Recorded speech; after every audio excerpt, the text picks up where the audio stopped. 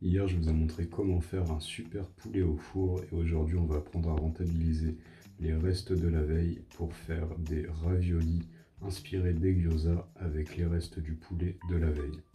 C'est une recette un peu plus compliquée et un peu plus longue, mais je vais vous guider pour apprendre à le faire de façon efficace.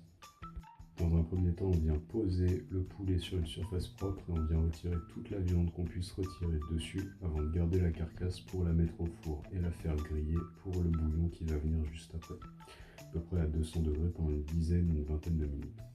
Ensuite, on prend les carottes, on les épluche. Garder les épluchures, ce sera important pour le bouillon. On vient couper en petits dés la viande avant de mettre de la carotte râpée à l'intérieur pour ajouter de la mâche. Derrière, on vient faire la pâte. C'est 20 cuillères à soupe de farine avec 7 cuillères à soupe d'eau, un petit peu plus si vous voyez que la pâte est trop dure. Derrière, vous venez faire votre bouillon avec la carcasse et les chutes de carottes. Vous venez façonner votre pâte pour faire un gros boudin. Vous allez couper des bouts d'à peu près 4 cm d'épaisseur avant de les étaler du mieux qu'on peut en cercle. Vous venez farcir les gyoza pour le pliage aller au plus simple. C'est pas très important, mais il faut juste que la farce ne puisse pas partir pendant la cuisson. Derrière, vous mettez les gyoza dans l'huile, vous les faites légèrement frire au fond avant de venir poser le bouillon de cuisson par-dessus. Si vous avez que de l'eau, c'est pas grave.